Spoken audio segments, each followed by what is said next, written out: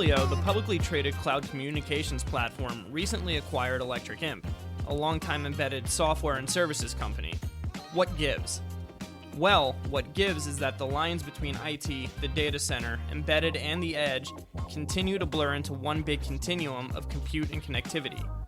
Evan Cummack, GM of the IoT Business at Twilio, and Hugo Fiennes, former founder and CEO of Electric Imp, and currently a Senior IoT Product Architect at Twilio, joined Brandon and Rich to help track the trend. After, Perry is joined by Bruno Tomas, the Director of Programs and Project Management at the Wireless Bradband Alliance, and Remi Lorrain, the Vice Chair of the LoRa Alliance Network, in this week's Tech Market Madness to discuss the findings of the white paper, Wi-Fi and LoRaWAN Trials, an overview of use cases across regions combining two technologies.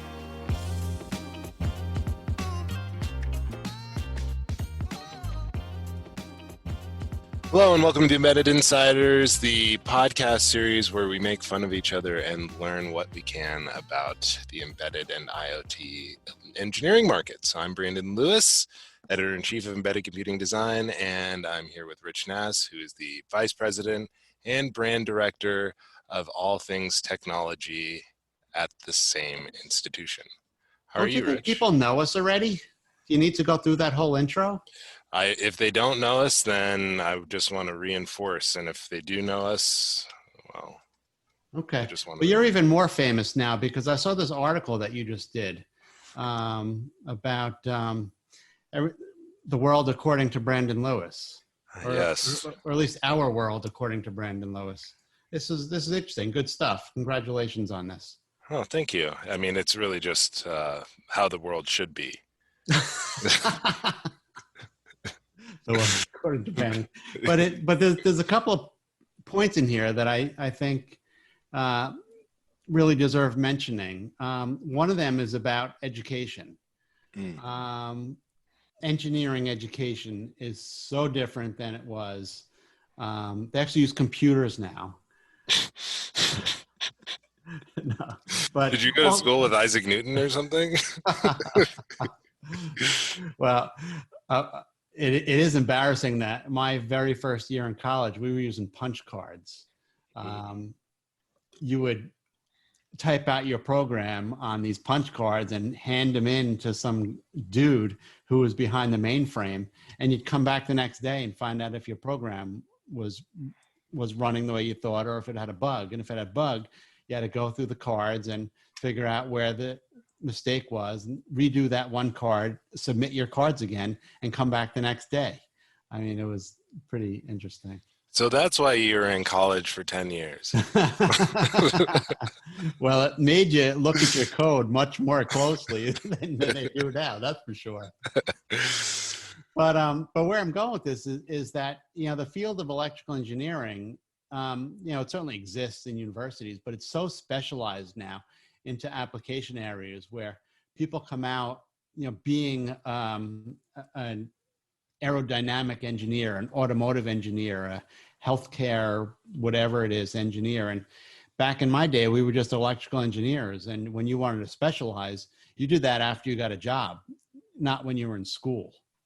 That's sort of becoming reversed now because you have, like we've talked about, IoT, which sort of demands now that you know a little bit about everything, and you'll specialize in maybe one or two things, but if you're developing an IoT system, you've got to know about firmware, you've got to know about the ins and outs of an embedded processor, you've got to know about connectivity, you've got to know all of these different elements. Well, this also goes back to that article that you were featured in about dev kits. In the engineering world today, the semiconductor vendor does so much of the work for the engineer that we had to do ourselves. It's definitely much more complex now, and we probably couldn't do and write the millions of lines of code that you need today. But with these dev kits, you're like 80%, maybe 80 is too much, 60% of the way there toward your design, where we were starting from scratch. You would get your the right way to do it, which nobody ever did, was pick your operating system first, but you would pick your processor and then you'd pick your operating system and you'd sit down and start writing code. And people don't do that today. Well, yeah, and I think that that goes back to the discussion about these IoT platforms, and even outside of IoT, just, generally systems now, a system on chip has so many different features to it. You have a system on a chip, which means that for the engineer, you are expected to know how to pull all the levers from connectivity to, dealing with the firmware to, dealing with maybe even the security and interfacing with the analog. So because of that, you've got to have a platform that abstracts some of the esoteric parts of each of those fields, because you got to be a general purpose developer, right? So a development kit is a great way to get you off down that path and get you closer to what people really care about, which is developing the end application. And that also lends itself to something we've talked about here and there over the years, which is the end of embedded.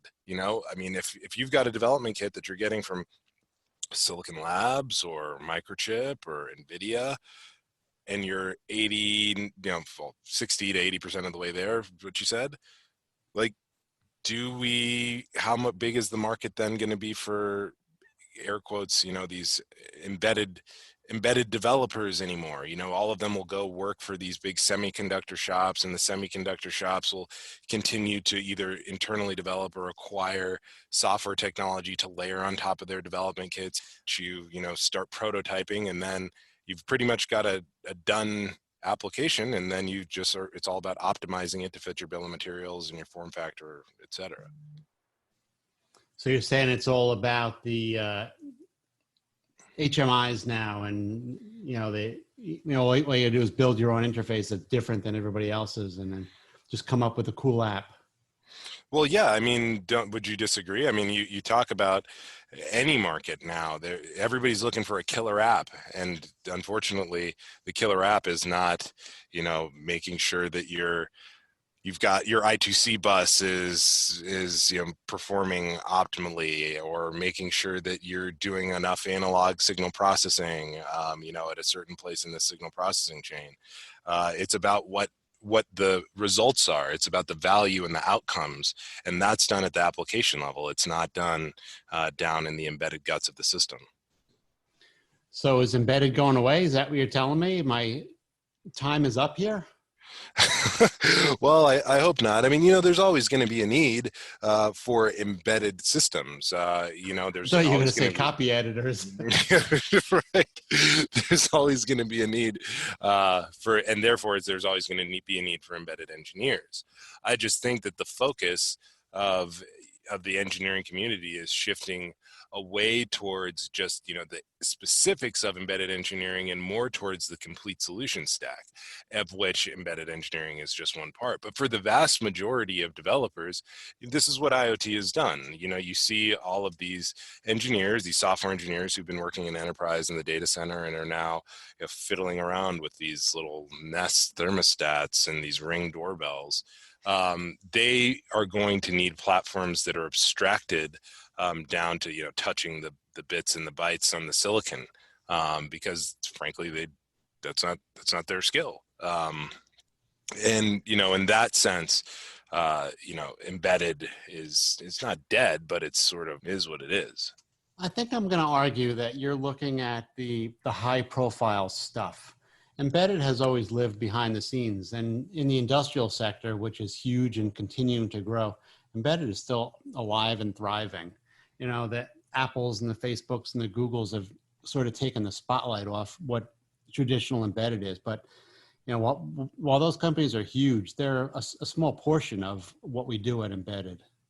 Well, but even in those applications, you start looking at what's happening throughout the industry. There's this big push to do workload consolidation within, for example, a factory environment. And what that means is you take a bunch of Intel x86 processors and you drop them into a gateway, and since there are multiple cores, you can spin up whatever you want in a virtual machine or a Docker container running within a VM on one core, and then you can allocate different sort of workloads to the other cores.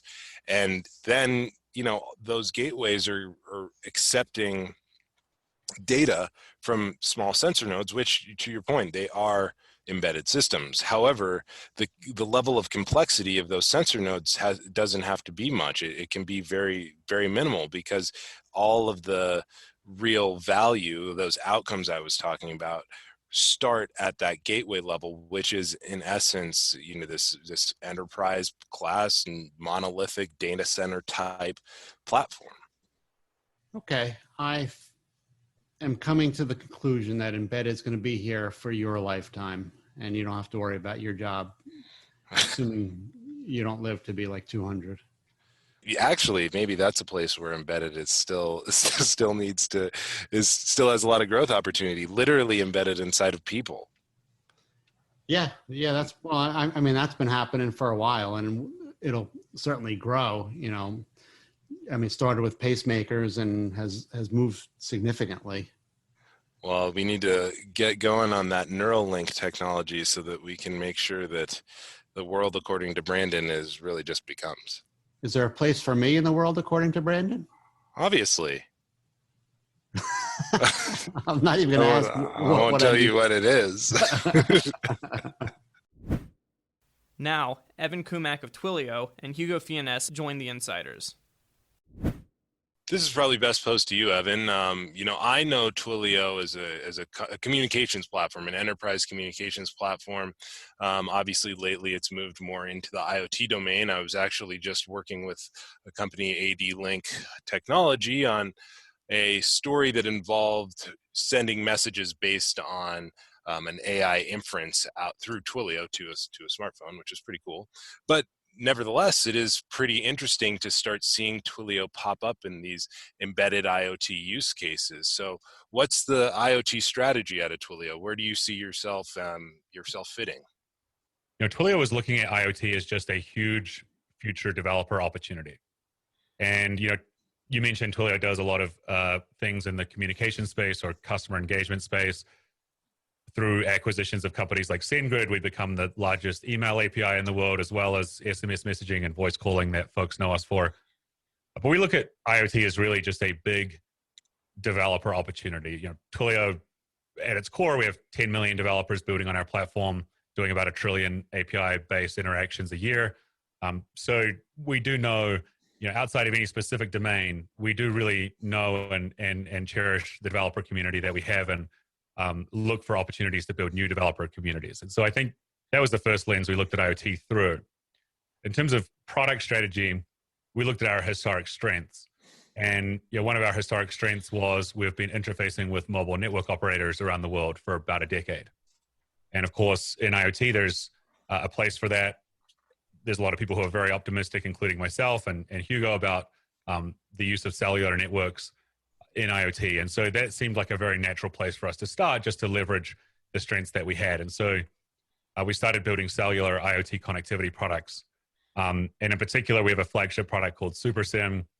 It's essentially, you can think of it as Twilio taking the best cellular networks around the world, stitching them together on a software platform that we own and operate, that runs in the cloud at high scale, kind of gives you a cloud computing type adoption and use experience, but with access to the best cellular networks around the world, and all built from the ground up to handle IoT and IoT workloads.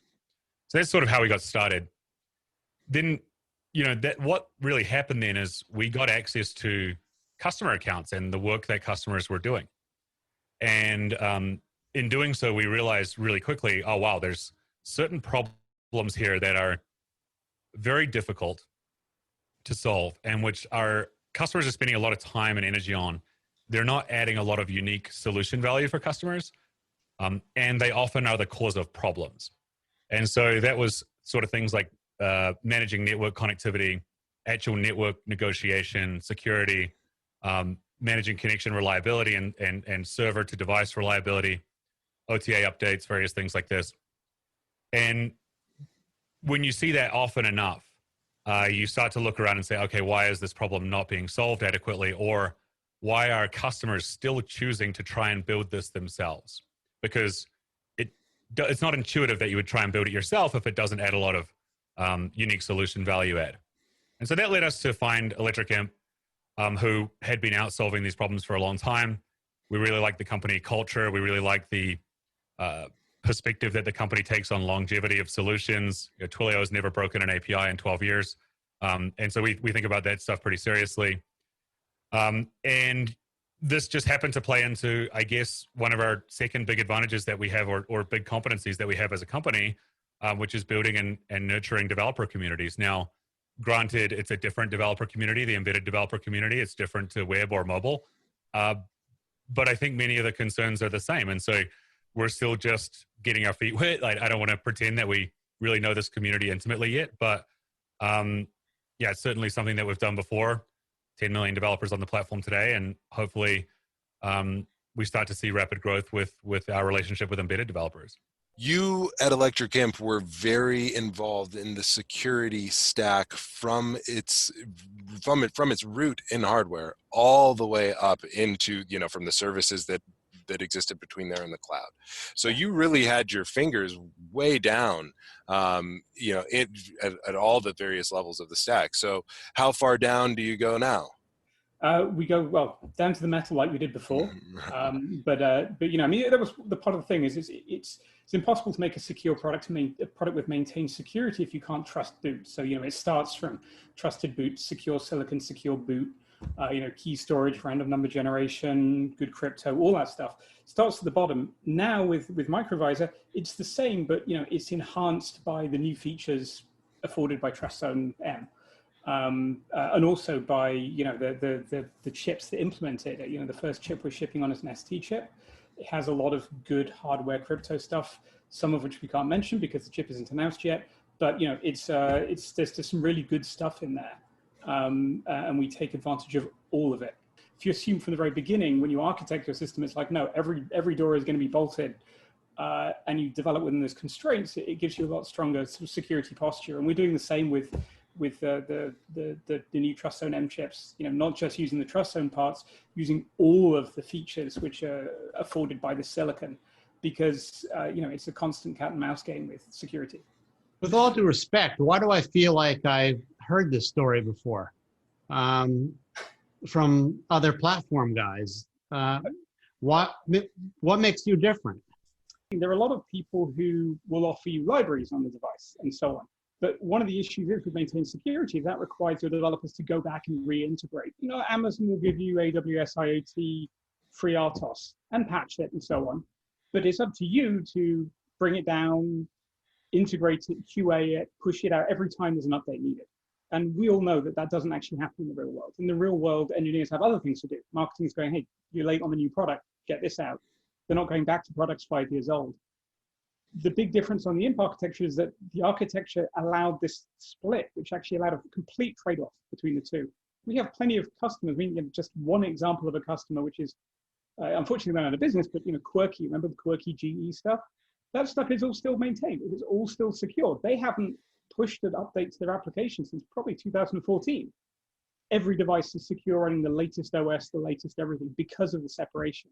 And us doing that is, I think, unique. I haven't seen other people doing that level of, we preserve the API even on the device, which allows us to, push OS updates out and not break applications, which is a testament to, design and a huge amount of system testing, down to power and latency, microamps and microseconds, which are defended by our tests, which is, one of the things which is very hard. You can't do that maintained OS type thing without building it around testing, automated testing.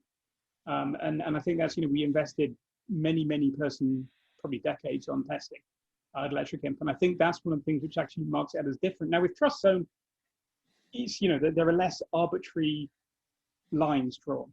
We had to have a scripting language because of the fact we couldn't protect memory against native code in an effective way. With TrustZone, we can actually hide ourselves away in the secure zone, and provide, basically, to go to the customer, hey, everything else is yours. Not the comms peripheral, because we obviously need that for OTA debug and update and all the stuff like that.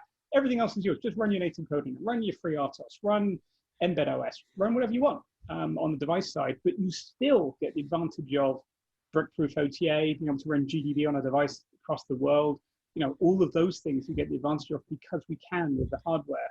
I think one other thing with platforms that we learned the hard lessons at Electric Imp, it was very hard to sign up very big companies, like public company customers.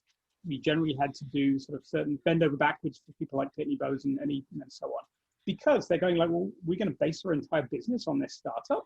We're a 100-year-old company. What? And with Twilio now, it's a large public company. It's been doing this for a long time. It's used by many, many, many, many customers. And so there's more implicit trust as well in terms of if you're going to build on someone else's tech. Building on tech from a public company is vastly different to building on tech from a startup.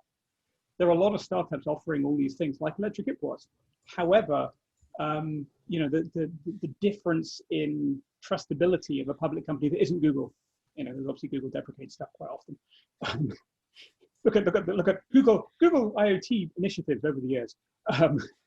There've been a lot of them. Right. None of them are running, I don't think, anymore. But it's embedded people are traditionally very conservative on this stuff, with reason.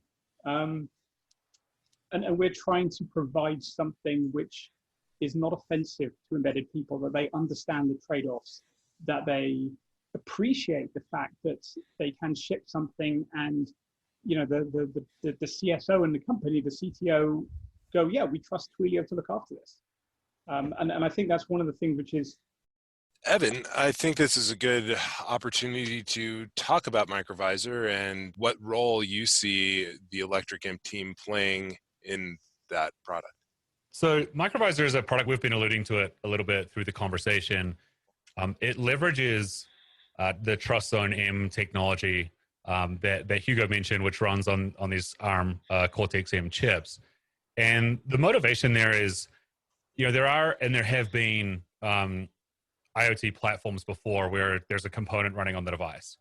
And oftentimes in those environments, you end up writing your embedded code, and I'll let Hugo elaborate on this, but you end up writing your embedded code in a sort of highly opinionated, somewhat proprietary manner in order to be protected, basically, in order to have the platform code is sort of running in a more privileged manner. And so you end up sort of having to learn some new platform, and this can actually be very good if you're very, very new to embedded engineering and you just want to get something out the door. So, Electric Imp is a platform that works in that manner. The original Electric Imp product, we continue to maintain it, we continue to sell it, and we say to customers, if you've never built an embedded product before, this is a phenomenal place to start. You write your application using a scripting language. There's many less headaches that you have to deal with. But if you're an experienced embedded engineer and you've been creating, say, offline products for a very long time, you may want to write native code in a way that you're familiar with. You want to consult the data sheet. You want to have the testing patterns that you have today. And what Trust Zone M allowed us to do is to bring those benefits of an IoT platform that runs on the device, run it in a secure enclave, an isolated part of the hardware, and provide those benefits that you would be used to from sort of a full stack IoT platform type product like Electric Imp, but do it in a way where, as the customer, you can continue to write native code in a way that you would be familiar with. You look at the computing industry, and generally operating systems on embedded are still not new, but things like FreeRTOS, they link with your program. They're right in there. They're not a separate OS. So the whole point about maintenance has been really hard. Now, we're not trying to break that bond, because that bond is very hard to break. We did try and break that bond with Electric Imp. We tried to go, hey, trust us. We'll do the APIs, the hardware drivers, all this stuff.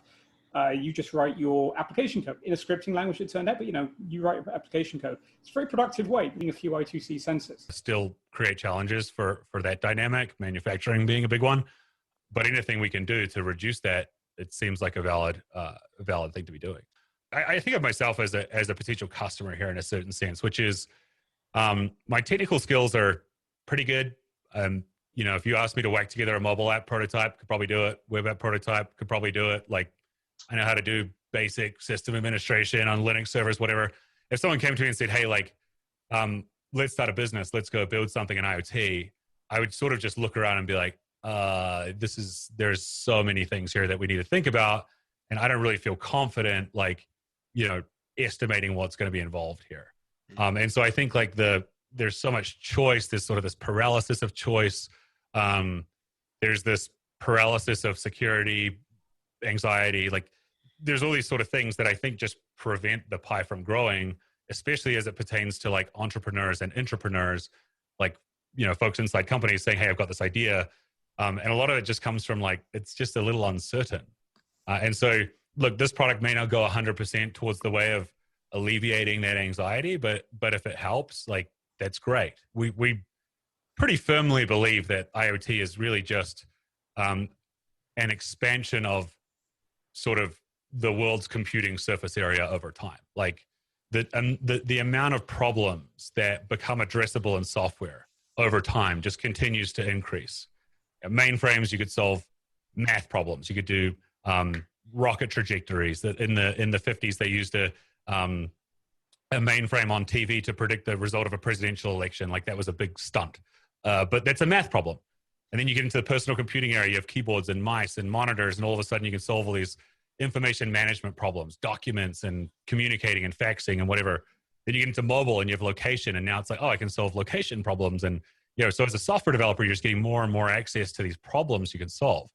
And you know, we firmly believe IoT is just the next. That's it. It's just this continued expansion of the surface area of software, the types of problems that can be solved in software. Like now, all of a sudden, garbage management or street lighting, like these are software problems now. But in order for them to become software problems, like you need that minimal interface between the software and the physical world, and that's the device. And so anything we can do to like enable people who are imagining solving problems in software to be able to touch and feel more of the world and solve more problems in software, that's something that we're going to go and try and do.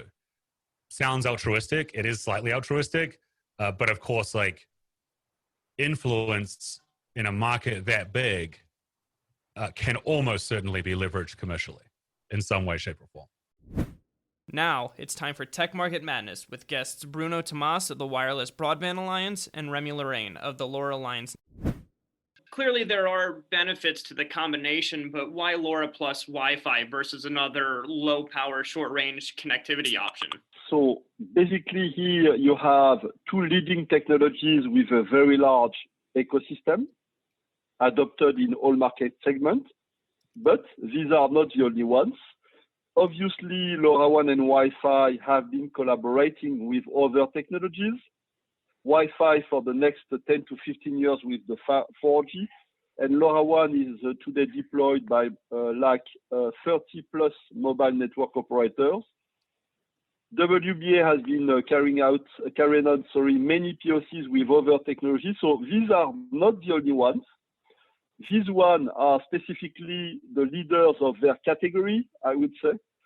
But of course, there are many possibilities today on the market, and it's up to the customer to choose the best one, depending on the use case. I would only add that clearly two of the most successful and licensed wireless technologies coming together is a very positive message to the industry, and more than competing with other type of, I would say, short-range connectivity options, it's to build a strong value proposition for operators looking into deploy macro cellular networks, or what we call the multi-RAN scenario. And what implications does this marriage have from a system design cost and power consumption standpoint? I think above many of the arguments, both technologies keep getting better. And specifically in terms of these two items, power consumption, with introduction of Wi-Fi 6, for the first time, the technology includes what we call target wake time. So this allows an orchestration of specific times when the client wakes up from sleep, and that reduces the access contention. So in an IoT scenario, there are many use cases that are addressed because we significantly improve the device battery life. And if we have those more intensive type devices or data demanding type of use cases like AR, VR, that makes a good case in terms of using a few Wi-Fi endpoints and other LoRaWAN endpoints on the other side. There was a press release that was sent out in regard to the white paper, and it stated that the combination enables participation in the 5G ecosystem. But neither of the technologies are really related to 5G standards or specs. So are you able to explain? So both technologies are already fully involved in the 5G ecosystem in a way that they interconnect. 5G is the first specification of cellular that fosters the interconnection with non-cellular technologies. Bruno will develop on the Wi-Fi 6 and 5G trials. Of course, Wi-Fi has been used for years in combination with 4G and interconnect to 5G core. So it's completely part of the 5G ecosystem. In regards to LoRaWAN today, it's deployed by more than 30 mobile network operators, already interconnecting the two technologies at the data management layers. And of course, these technologies can be used, they are today, into a multi-radio access network strategy. So we can consider that we are in this 5G ecosystem as a non-cellular interconnected technologies. How large do you believe the potential market opportunity is for LoRa Plus Wi-Fi deployments? If you look at Wi-Fi as an established leading technology with hundreds of millions of access points and more than 10 billion of devices connected to Wi-Fi, imagine that on any access point, you can potentially add on the top, or on the same network, you can add LoRaWAN gateways. In terms of footprints, today, even if LoRaWAN is not at the same level as Wi-Fi, because it's still a younger standard, so it brings you a kind of, let's say, territory or that you can leverage. I will not say easily, but you have the opportunity to set up to enable all verticals in all regions, and the strong ecosystem are already there. So I think that it's a good start to think that we can run the numbers together. Some people like to talk about technology. I like to say that some technology can be more or less smart, but at the end of the day, it's an ecosystem question, right? If you are not able to grow your ecosystem, it's impossible to expand your technology. Wi-Fi has proved that they could make it, and LoRaWAN, when you see the numbers, is really on the way to expand significantly. Yeah, I agree, Remi. So yeah, just to shed some light on economic values, there is a recent study that just on the licensed wireless and specifically Wi-Fi being the most commonly used wireless communications technology, it's driving more than $2 trillion in global economic value. More impressive is the growing with more than 4 billion devices shipping just in 2019 and currently 13 billion devices in use.